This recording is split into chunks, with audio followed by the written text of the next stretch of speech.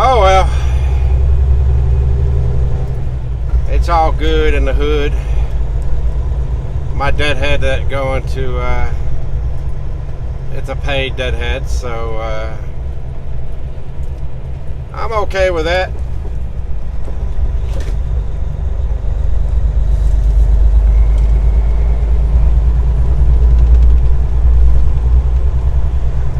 Of course, Monier, Illinois, Sunday is expecting about an inch of snow, which is really not much. Nothing that the salt cart trucks, they're probably pre-treated and all that beforehand, so I'm not really too worried about that.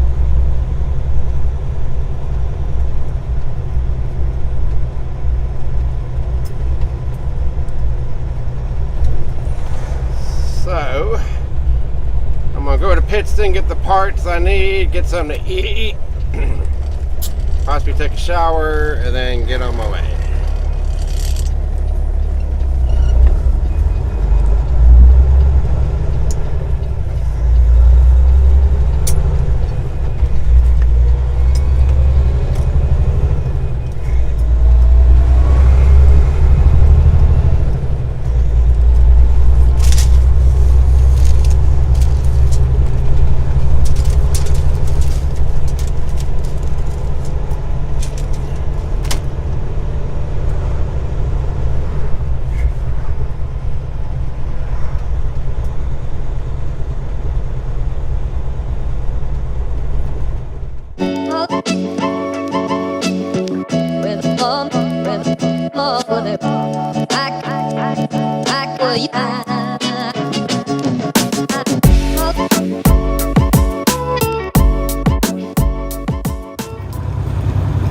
Good morning and welcome back to another vlog. Trucker Mike. I think I already said this already on my the first video, but welcome again. Oh, it's already started off to be one of them days. I could have left 4 or 5 hours ago, but it's all good. Right now I'm heading up north 309,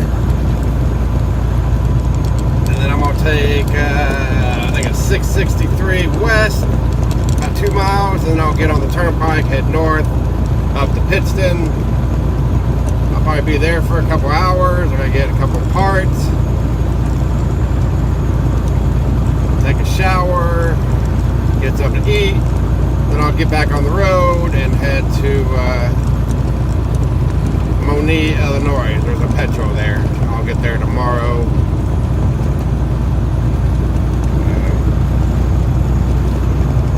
So yeah. And don't get me wrong, I've taken a couple of showers this week, but I only shave once a week. Because if I shave every time, because I got the razors irritate my skin, and so when it gets about this, like this, it's time for me to shave. So, but let's head to Pittston. All right, we're at the intersection of 309 and 663. I'm gonna make a left-hand turn. I don't even have my mic in.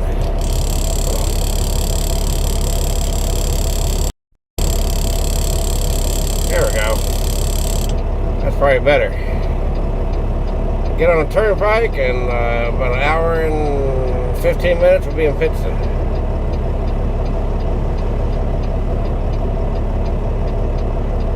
Man, there's a lot of traffic out today. Everybody doing that last minute shopping.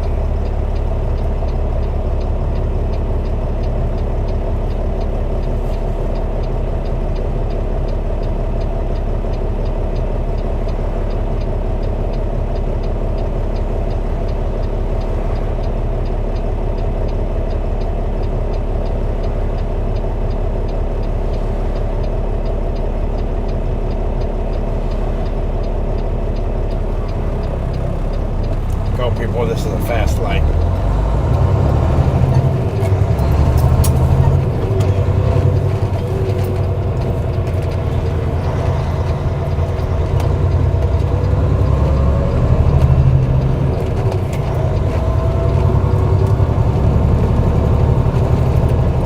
Guy behind me ran a red light. Follow me. It was yellow when I went through. I got it on video.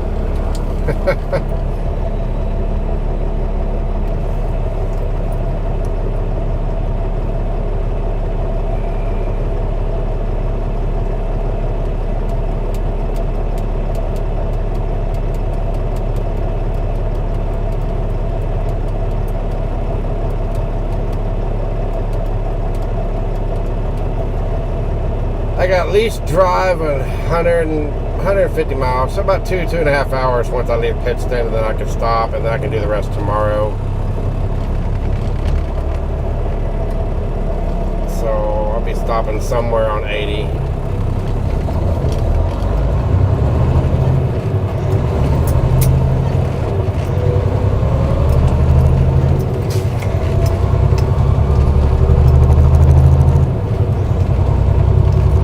It's 3 miles.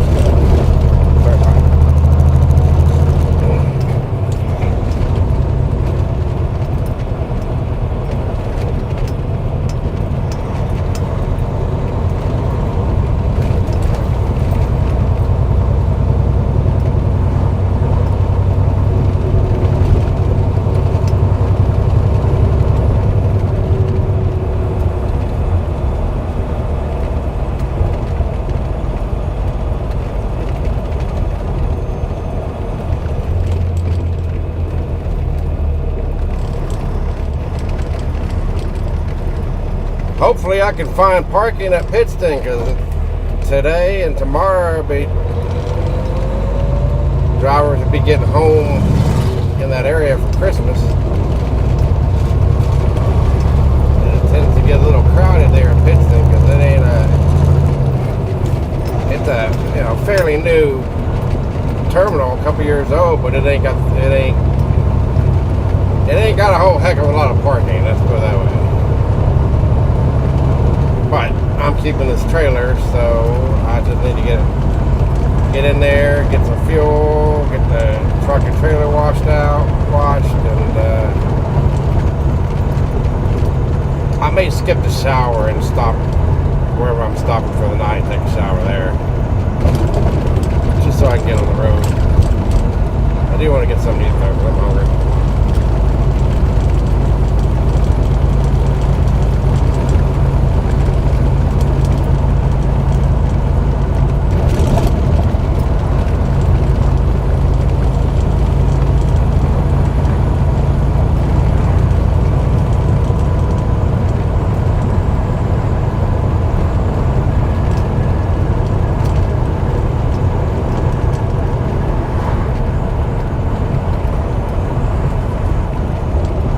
This is the way I came in last night. Of course, it was dark then.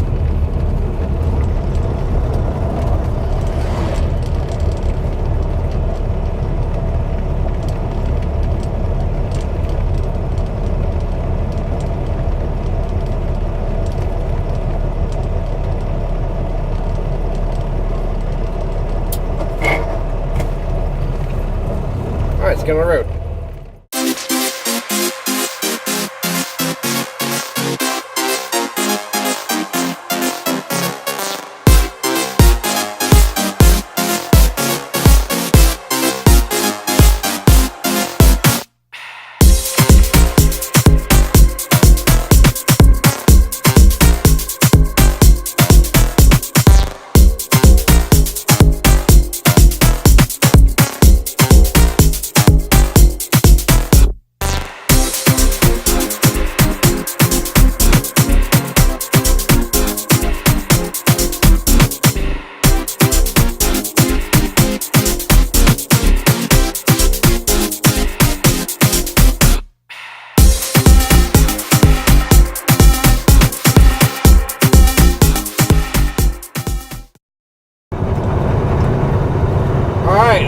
change of plans. I've left Pittston. I'm on 80 heading west.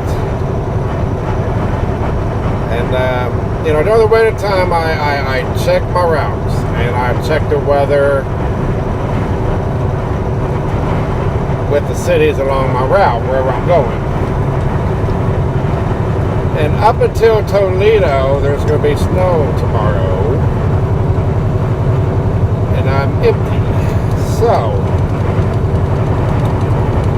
the goal is to make it to the Fremont, Indiana, to the service plaza there tonight.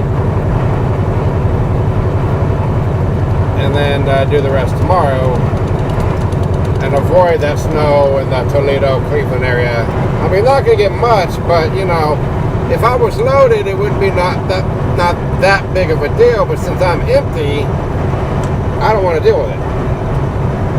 So I got 470 miles to go to that service plaza. I was going to stop in Clearfield, Pennsylvania, until I checked all the weather along my route. And I was like, no. So, anyway, it's going to be a long night.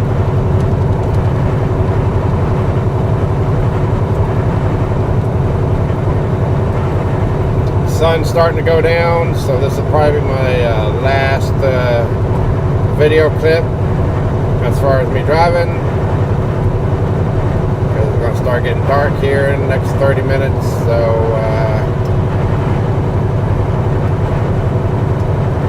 yeah, joys of winter.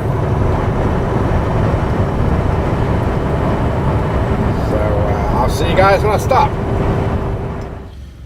Hey everybody, alright, I made it to my destination with 7 minutes to spare.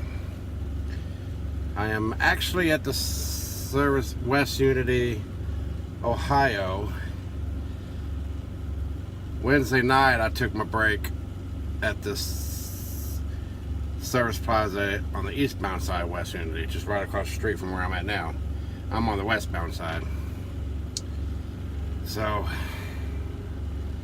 yep, man, as far as I could go. It's supposed to snow in the morning, but very light flurry. I mean, not even a half inch, or I think it's like 0.20 inch, something like that. And then that's it. So I can't leave till 10 anyway, so and I got plenty of time. So when I wake up in the morning, I'll check the weather.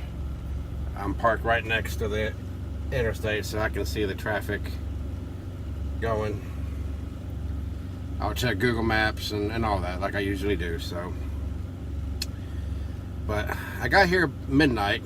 Well, just a few minutes before midnight, actually. And I stopped off in Pittston today. Well, yesterday. And my APU stopped working because of the engine temperature switch, which is one of the symptoms. Is if you have a Rigmaster and you get an error code 5, which is low coolant engine overheated.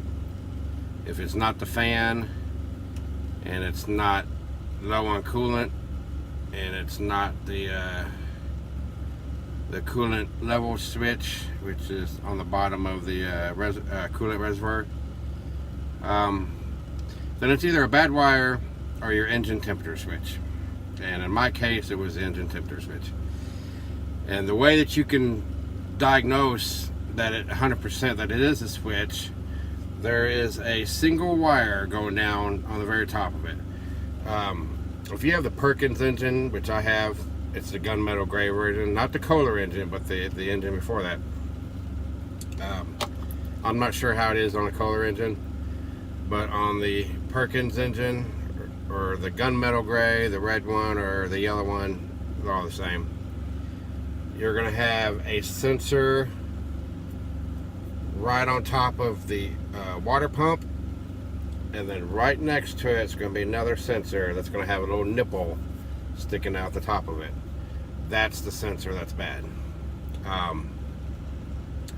But I changed out 3 sensors. I changed out one sensor yesterday, which is the sensor on top of the water pump, which actually controls the fans. I changed out the engine temperature sensor, which is what the issue was, and then I changed out the oil pressure sensor, which you have one sensor here, and then one sensor right behind it. That's the oil pressure sensor. It has a wire going, it has a screw on the top of it that holds the wire in place. I changed out the connectors, I changed out the sensors. APU is working great now, so I'm happy about that. I don't have to idle. You know, once you figure out the Ringmaster and how to make it work, the repairs on it are easy.